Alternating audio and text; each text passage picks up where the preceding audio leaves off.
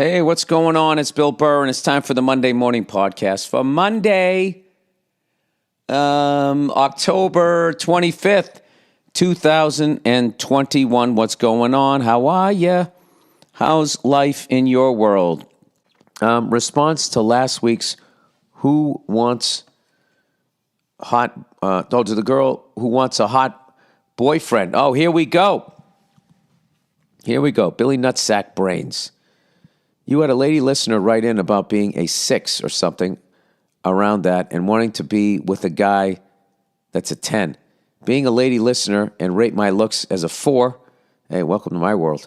While my younger, hotter husband is a 9, I felt the need to write in. Girl, it's no different for us as it is for men who date hotter partners. It's either you are a sugar mama or got confidence through the roof. Guys are not going to run after you like they do the 9s or 10s. But if you play the long game like the funny, ugly guys do, you will bag a 10. What do I mean by this? Don't act so thirsty for attention when you are out with your much hotter-looking girlfriends. Be the comic relief and not in a self-deprecating way. Do it in a I'm smarter and wiser than everyone. Look at this. Yeah, like I'd make a great mother. These whores will fucking blow you in the parking lot. That's all they're good for. Why are they whores? Because they're better looking? Because you're jealous, Bill? Okay, maybe. Guys are just as attracted to confidence as women are. It just doesn't happen right away because they are slow and take a while to see it. You know, just when I thought you were going to compliment men. No, it's because we're fucking visually, we're wired that way. All right? And, we get taken to the cleaners because of that. Lastly, get your own damn interests and focus on you. As women, we get told all kinds of fucked up shit like you'll never get a husband acting like that. Exactly. Or this will make men like you if you stay skinny or dress this way or whatever. Fuck everyone and do you and you will get your 10. Right there. Exactly. This is what I'm waiting for every fucking feminist out there to do. To stop fucking blaming guys. Like, that's all empowering shit. That's like, what you just said for women out there is what I fucking tell young comics. Stop trying to write your fucking act so the industry notices you. Go out and do what the fuck you want to do. Go find your audience and let these cunts come to you. I'm reading this shit, you're talking to women, and I'm feeling uplifting. I'm going to go smoke a cigar. No. If all that fails, make a shit ton of money, and men will want to be your trophy husband. Yeah, you don't want that. Go fuck yourself, chubby girl with a hot, younger husband. Well, there you go. All right. Oh, Jesus, speaking of cigar smoking. Cigar smoking to pipe smoking. I got to go back to what this woman just wrote. I'm telling you. All right? Men and women can learn a lot from what she just said there. That is the secret to success. All right? Stop fucking thinking about you go out and do what the fuck you want to do. You're not hurting anybody. Do what the fuck you want to do. Believe in yourself. All right? And stop walking around trying to find another fucking parent. You know, looking for everybody's goddamn approval. Just fucking relax. Figure it out. Baby steps each day. And next thing you know, you're up the fucking mountain. All right, cigar smoking to pipe smoking. Dear B for Vendetta. I don't know what that means. I'm a new listener. I know V for Vendetta. I'm a new listener within the last 2 years. I am a South Jersey guy. Hey, how the fuck you doing? And most of my knowledge of you was your 2006 reprimand of the local Philly crowd. Was that long ago? 15 years ago. I've really come to enjoy your podcast. Yeah, it'll grow on you if you keep listening. I have a 5-year-old son, and being an older parent can relate to a lot of the same things. I lean conservative, but I appreciate rational thought rather than party politics, myself included, something that Americans seem to have moved away from lately. I tend to lean left, but if something makes sense to me, I don't give a shit what color the tie is that's telling it to me. So, he says, I'm an occasional cigar smoker, but really love briar pipes and tobacco. Aside from looking like an old man, it's a great way to sit back and relax and force yourself to slow down. Yeah, I know. Then you have a never-ending cold. I'm not sure if you ever considered pipe smoking. I tried it. I can't keep it going. There's an art to it that I couldn't figure out. And then I was like, do I really want to figure this out? Because both my grandfathers smoked pipes. And it was funny. They would just bust that thing out. You know, we'd be walking around Faneuil Hall when they were in town. My grandmother would go in, you know, with my mom or something to go look at clothes or something. And he would just stand outside, you know, find a bench, just pop a little tobacco in. He would just sit there huffing on it. It was great. It smelled amazing, too. There are hundreds of tobacco blends, both aromatic and non. Lots of taste to explore. Collecting the different styles of pipes is a lot of fun as well. But again, society ranks tobacco smoking just below apartheid in terms of offensiveness. All the best to you. Yeah,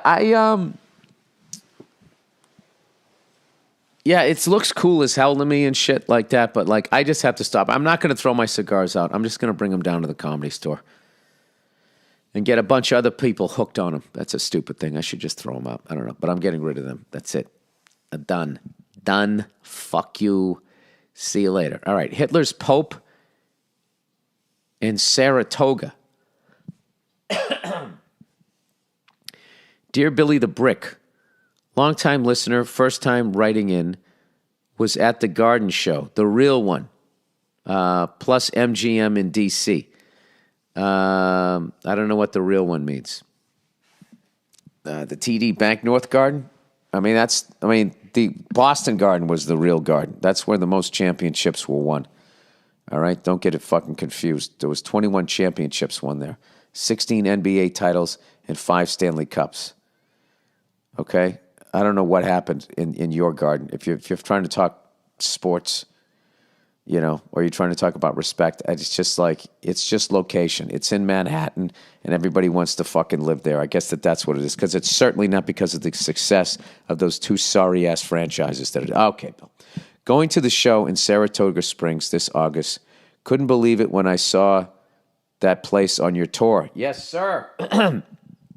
If you've never been, it's a beautiful place, a true oasis for Degen horse racing fans like me, Degen.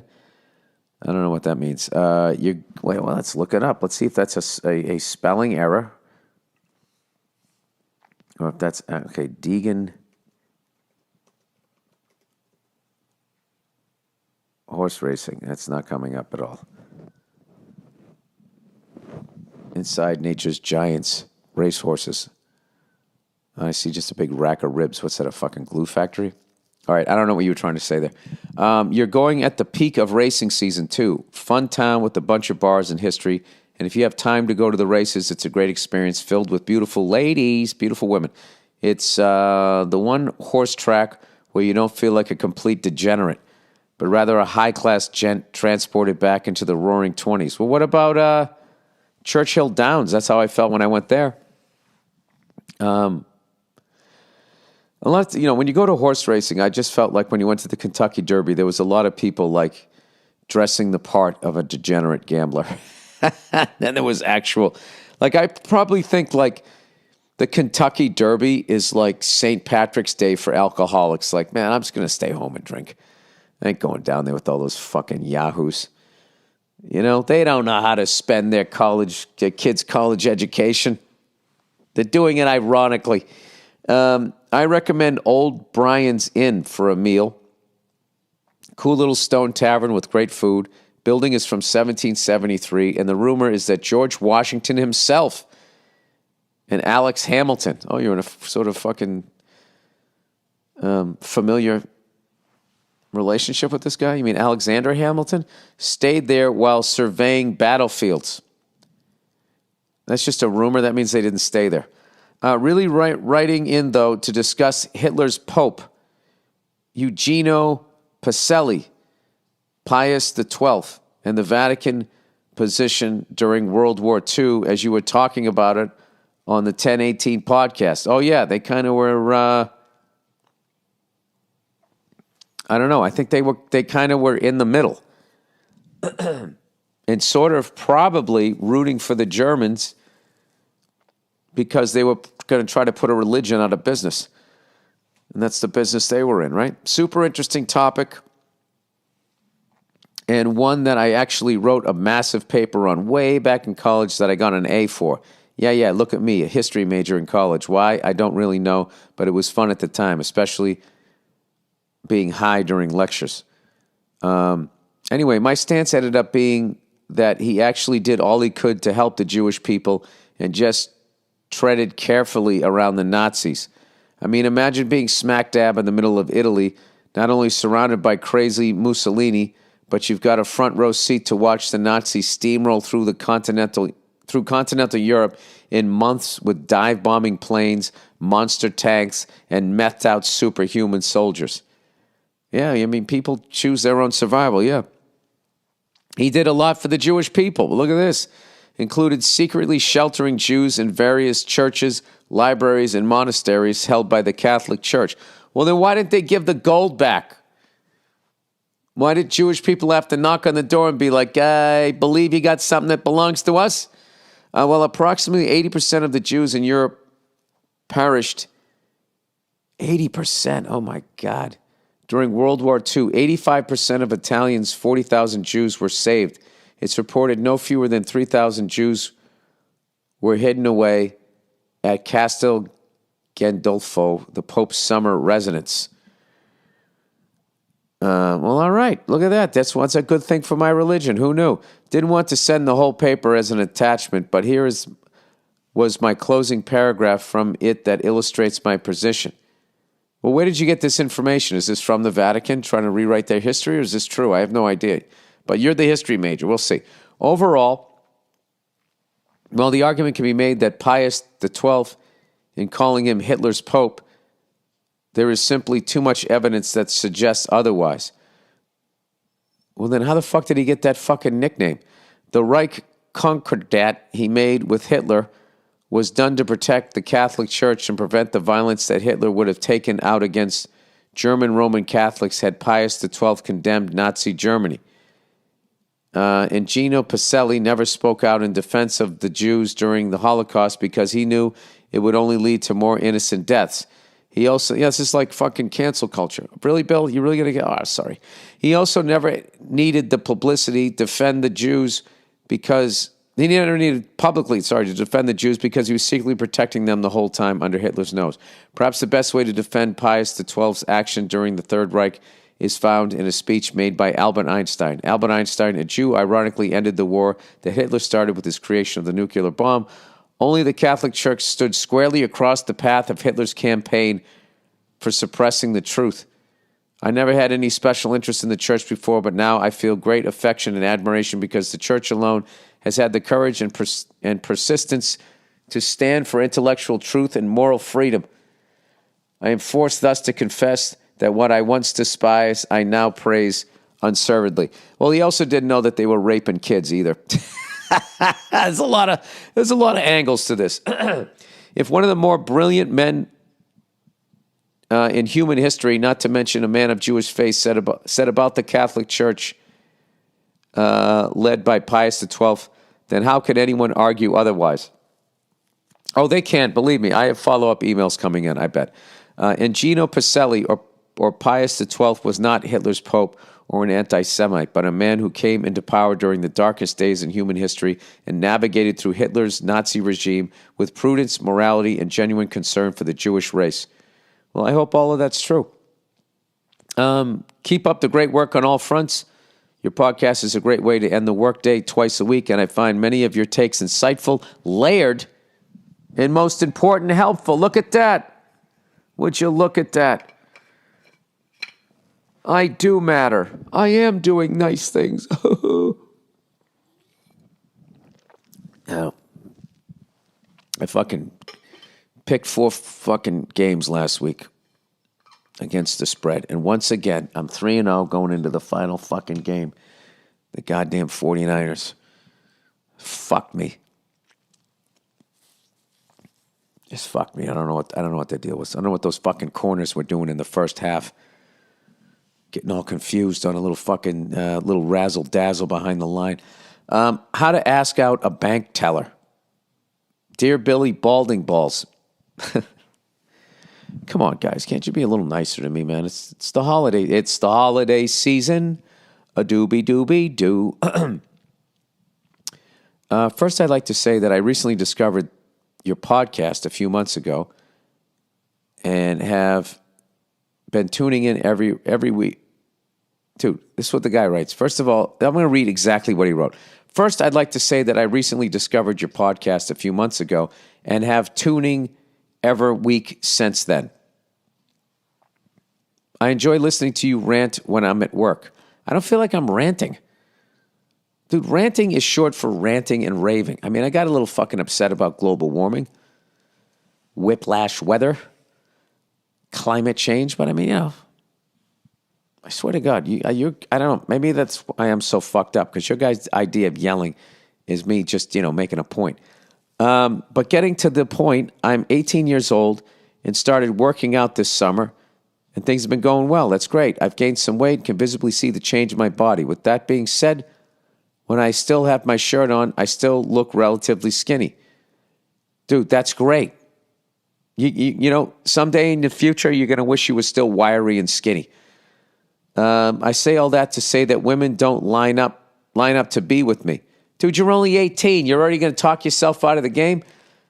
There's this cute lady who looks around my age who works at a bank that I see every week, and we've had a few good conversations. I'd like to know your advice on how to ask her out without being awkward or embarrassing her in front of her coworkers. Thanks, and much love from Arkansas. All right, you go in there with this ski mask, freak her out like you're going to rob her, and then when she reads the note, you're just asking for her number. I mean, that's one of the easiest ones ever. I would, I'd slip her a note right under the thing. Who gives a fuck? When you're making your deposit and everything. You just, I got one more transaction or something like that. Whatever, you just fucking write it out. Either ask for her number or give her your number. Well, I don't know what. If you ask for her fucking number, I've been out of the game for a while, man. If you give her the number, then she has to write hers down. Do they pick it up on the security camera? But I really think you got to write something down, because you don't want to be trying to yell through that bulletproof glass. Do you have a boyfriend? You don't want to sit out in the parking lot and wait for her to come out on her lunch break, because that'll freak her out. I think you just, let's see, what did you say? Cute lady around my age. We've even had a few good conversations. I was just picturing you ask for a number and she says no, and just listening to you scream whore from the other side of that bulletproof glass. But it's Arkansas. Is there even any glass there because everybody's packing? Good, take your gun out. I'd like to see you try. How to ask her out without it being awkward or embarrassing in front of her. I will be honest with you. The awkwardness and the embarrassing is just all how you carry yourself. Who gives a shit? You like her. You're telling her you like her. You think she's attractive and you want to take her out. It's flattering. All right? Get up to bat and take a swing. But I think I would write something down.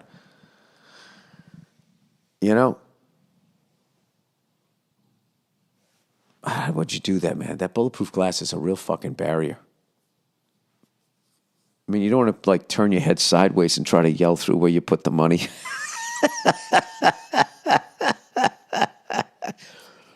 Yes, just want to, do you have a boyfriend? Oh, you do? Oh, okay, I'm sorry. All right. Can you put 50 on my checking account? I'm not going to make eye contact for the rest of this. No, I would just write down on a deposit slip. Or something like that. I don't know. I guess, I don't know. That's a tough one. That's a tough one for me. All right? I'm feeling like shit. I'm going to tap on it. I'm going to make excuses here. But I definitely think I would write something down. I would just ask for a number. I'd write it on a fucking deposit slip. No. Withdrawal. You write it on the withdrawal. You're making withdrawal. You're taking her out of the bank. If it's a deposit, it's only going to go one way. It's going to go on the other side of that glass and nothing's coming back. Okay, you need the mojo here. You got to ask for her. You ask for her number on a withdrawal slip. There you go. Final answer. I'd phone a friend, but I don't have any. All right, that's it. I got to go fucking finish writing this goddamn, punching up this script. If you're in California, try to stay dry today. Don't stand in front of a big dry dirt hill because you might get washed away with all the mud. All right, that is it. Go fuck yourselves, and I'll check in on you on Thursday. Maybe I'll do some shows this week, and I'll just hand out cigars like I had another baby or something. That's it. And that's not, it's not like I'm fucking trying to give you a little hint here. All right, I'm not. There's no gossip. All right? Okay, I'll see you.